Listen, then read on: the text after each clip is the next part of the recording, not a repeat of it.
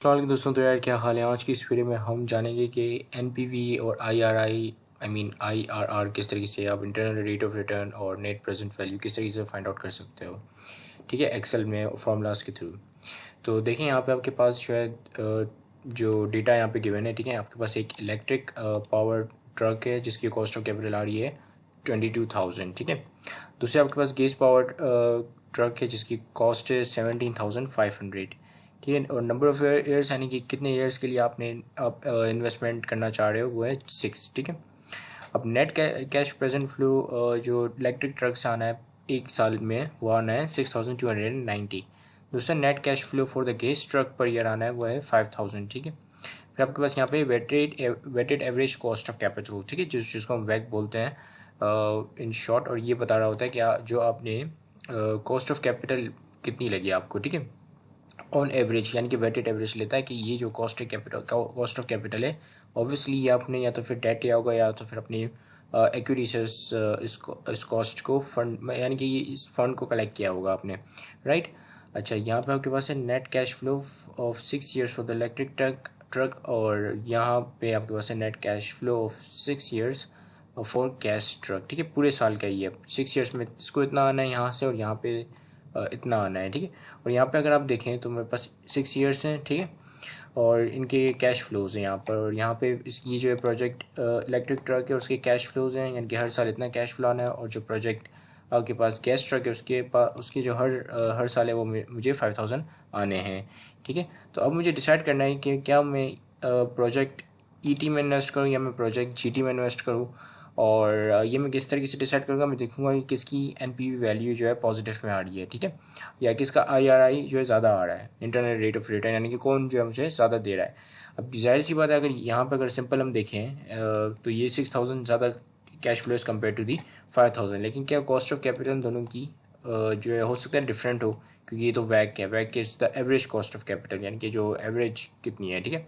लेकिन अगर आप यहाँ पे देखें तो इसमें जो cost of gas power truck है वो कम है as compared to the power truck, जो कि इलेक्ट्रिक पावर ट्रक है उसकी कॉस्ट से ये वाली कॉस्ट कम है, जबकि ये वाली कॉस्ट ज़्यादा है, ठीक है। सो अगर मैं इसको ज़्यादा मैं यहाँ पे इन्वेस्ट करता हूँ और ये कम इन्वेस्टमेंट है यहाँ पे, तो रिटर्न किसका ज़्यादा होगा, राइट। कम इन्वेस्टमेंट पे ज़्यादा रिटर्न मिल रहा है या ज़्यादा इन्वेस्टमेंट पे और बहुत ज़्यादा रिटर्न मिल रहा है। तो ये डिसाइड करने के लिए हम यहाँ पे एनपीवी और IRR internal rate of return का और नेट प्रेजेंट वैल्यू का इस्तेमाल करेंगे, ठीक है। तो सबसे पहले हम यहाँ पे एनपीवी निकालते हैं इलेक्ट्रिक ट्रक की। तो इसको निकालने के लिए आप सबसे पहले जो फॉर्मूला शुरू करते हो एक्सेल की स्टार्टिंग के लिए, उसके लिए आपको इजिकल टू का साइन लगाना पड़ता है किसी भी फॉर्मूला को स्टार्ट करने से पहले। सो यहाँ पे हमने इजिकल टू का साइन लगाया, फिर यहाँ पे ब्रैकेट ओपन कर देंगे, ठीक है। नहीं, ब्रैकेट ओपन नहीं करेंगे, सॉरी, एनपीवी डायरेक्ट लिखते हैं, एनपीवी, ठीक है। तो देखेंगे ये यहाँ पे नीचे फॉर्मूला दे रहा है, ठीक है। सो यहाँ पे हम इसको ब्रैकेट को ओपन कर देंगे तो ये पूरा हमें बताएगा कि क्या क्या चीज़ें आपने रखनी है इसमें। तो सबसे पहले हमें रेट लेना है। सो रेट हम कौन सा लेंगे, weighted average cost of capital, ठीक है। यानी कि 12% हमें कॉस्ट ऑफ कैपिटल को अक्वायर करने के लिए 12% हमें कॉस्ट आई है कैपिटल को अक्वायर करने के लिए या फंड्स को अक्वायर करने के लिए, राइट। सो रेट आपका है किस जगह पे, F9 पे, ठीक है। सो मैं यहाँ पे लिखूँगा F9। तो जैसे जैसे मैं यहाँ पे F9 टाइप करता हूँ, देखिए ये इसने जो है यहाँ पे 12% को हाईलाइट कर लिया है, ठीक है। तो इसका मतलब कि 12% ये सेलेक्ट हो गया यहाँ पर। फिर इसको हम कोमा देते हैं, कोमा लगाएंगे, ठीक है। और फिर हमने वैल्यू सेलेक्ट करनी है, ठीक है। सो वैल्यू में, क्योंकि मैं अभी प्रोजेक्ट इलेक्ट्रिक ट्रक की निकाल रहा हूँ, तो मैं यहाँ पे उनके कैश फ्लो को सिलेक्ट कर लूँगा, ठीक है। तो यहाँ पे अगर आप देखें तो C17 से लेकर C22 तक ये सेलेक्ट हो गया, यानी कि उसके कैश फ्लो सारे सेलेक्ट हो गए हैं, ठीक है। सो यहाँ पे हम ब्रैकेट को क्लोज कर देते हैं, ठीक है।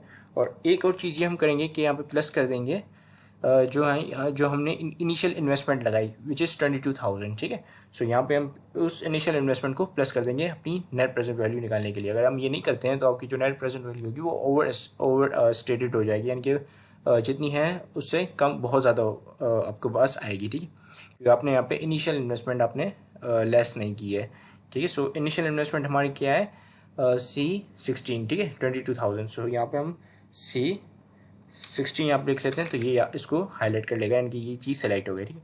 सो इंटर करते हैं तो यहाँ पे आपके पास जो आपकी एनपीवी आ गया which is net present value, ठीक है। इसी तरीके से हम यहाँ पे गैस ट्रक का भी निकालते हैं। सो लेट मी जस्ट, और ये मैंने आपको अभी बताया कि किस तरीके से फॉर्मूला लगा कर आप कर सकते हो। तो यहाँ पे भी हम इसी तरीके से करेंगे, इक्वल टू NPV रेट आपका वही आएगा विच इज़ F9, ठीक है। और इस दफ़ा आप जो है यहाँ की कैश फ्लो को सिलेक्ट करोगे, ठीक है, गैस ट्रक की कैश फ्लो को। फिर से ब्रैकेट क्लोज प्लस, और इसकी जो इनिशियल इन्वेस्टमेंट थी वो कितनी है, 17,500, ठीक है। इंटर किया तो ये भी आ गया। आप देखें यहाँ पर जो NPV वो ज़्यादा है as compared to the gas truck की NPV से, ठीक है। सो इसका मतलब क्या, अगर हमें इन दोनों प्रोजेक्ट्स में सिलेक्शन करनी हो, दोनों में से कोई एक प्रोजेक्ट को सिलेक्ट करना हो, वैसे NPV में हम प्रोजेक्ट को सिलेक्शन की, मतलब प्रोजेक्ट को जो सिलेक्शन करने की जो रिक्वायरमेंट होती है, रिक्वायरमेंट जो होती है वो ये होती है कि आपकी जो NPV है पॉजिटिव आनी चाहिए। अगर आपकी NPV पॉजिटिव है तो आप जो है उस प्रोजेक्ट को सिलेक्ट कर सकते हो, ठीक है। लेकिन अगर आपके पास दो प्रोजेक्ट है, दोनों म्यूचुअली एक्सक्लूसिव हैं, तो आप में यानी कि आपने किसी एक को प्रोजेक्ट को सिलेक्ट करना है तो आप उसको सिलेक्ट कर दो जिसकी NPV ज़्यादा होती है दूसरे से, ठीक है। सो अगर हमें इन दोनों में से सिलेक्शन करनी हो तो हम जो है ऑब्वियसली इलेक्ट्रिक ट्रक को सिलेक्ट करेंगे, ठीक है। अब हम internal rate of return IRR निकालते हैं, ठीक है। सो इजिकल टू, यहाँ पर सिंपल आपने IRR लिखना है तो ये आपको, और ब्रैकेट ओपन करना है तो ये आपको बता देगा कि आपने कौन कौन सी वैल्यूज़ मतलब डालनी है, ठीक है। सो यहाँ पे आपने पूरी पूरी पूरी कैश फ्लो के साथ अपने इनिशियल इन्वेस्टमेंट भी डालनी है, ठीक है। तो यहाँ पे हम सेलेक्ट करते वक्त इस पूरे को सिलेक्ट करेंगे इस तरीके से, ठीक है। तो ये पूरा आ गया, और हमें यहाँ पे कोई भी गैस रेट देना है, ठीक है। कोई भी रेट यहाँ पे आप दे सकते हो, 12%, 13%, ठीक है, क्योंकि IRR जो है वो ट्रायल एंड एरर की बेसिस पे चलता है, आपको पता होगा अगर आपने पढ़ा होगा, ठीक है। सो यहाँ पे हम लेट सपोज के 12% दे देते हैं, ठीक है। सो 12% देकर यहाँ पे एंटर कर देते हैं तो ये आपको बताएगा कि IRR जो है वो कौन सा परसेंट दे रहा है, ठीक है। सो ये 18% दे रहा है IRR, यानी कि इंटरनल रेट ऑफ रिटर्न आपका जो इलेक्ट्रिक ट्रक है वो 18% है। अगर आप इलेक्ट्रिक ट्रक में इन्वेस्ट करोगे तो आपको 18% रिटर्न मिलेगा, बेसिकली ये चीज़ बता रहा होता है। अब हम बात करते हैं कि अगर हम गैस ट्रक में इन्वेस्ट करेंगे तो कितना मिलेगा, तो सेम वही फॉर्मूला लगाएंगे, ठीक है। IRR ब्रैकेट ओपन, वैल्यूज अब हमने ये वाली डालनी है क्योंकि हम GT का फाइंड आउट कर रहे हैं ना, तो ये वाली वैल्यू डालेंगे ऑब्वियसली। सो ये हमने इसको सिलेक्ट कर लिया, और कोई भी गैस कर देते हैं, इसको हम 10% दे देते हैं, ठीक है। 10% इसका गैस दे दिया तो देखते हैं ये बता रहा है, ये भी 18% बता रहा है, यानी कि IRR दोनों का सेम बता रहा है। यानी कि अगर किसी IRR बोल रहा है कि किसी कोई भी प्रोजेक्ट में इन्वेस्ट करो तो आपको 18% ही रिटर्न मिलेगा, ठीक है। जबकि NPV बोल रहा है कि इलेक्ट्रिक ट्रक ज़्यादा प्रेफरेबल है as compared to the gas truck से, ठीक है। तो चलिए अब हम यहाँ पे इसकी स्टेटमेंट को पढ़ लेते हैं कि कौन सी चीज़ ज़्यादा बेहतर रहेगी। So if this project are independent then the company should accept both the gas and electric truck because both NPV are positive, ठीक है। अगर ये दोनों इंडिपेंडेंट है, यानी कि कंपनी के पास चॉइस है कि वो दोनों को सेलेक्ट करे या दोनों में से किसी एक को सेलेक्ट करे, ठीक है। दोनों को सेलेक्ट कर सके, ये कंपनी के पास ऑप्शन है कि दोनों में को सेलेक्ट कर सकती है, तो कंपनी दोनों को सेलेक्ट करे, ठीक है। And their IRR is above their cost of capital which is 12% and IRR is 18%, ठीक है।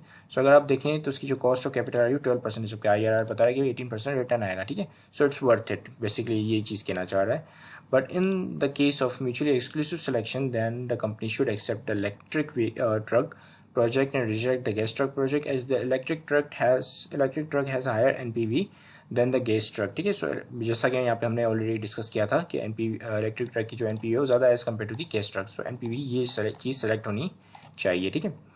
फिर कह रहा है कि project which contributes more wealth to the stock holder, ठीक है। तो ये रीज़न है बेसिकली इस चीज़ को सेलेक्ट करने का। So this is it. आज की इस वीडियो में हमने सीखा कि NPV और IRR किस तरीके से निकालते हैं और उसकी जो इंटरप्रिटेशन है वो किस तरीके से करते हैं। जैसा कि हमने यहाँ ये जो ये बेसिकली इंटरप्रिटेशन है इसकी, ठीक है। सो इसी के साथ ये वीडियो कंप्लीट होती है। Thank you much for watching this video. Have a great day and अल्लाह हाफिज़।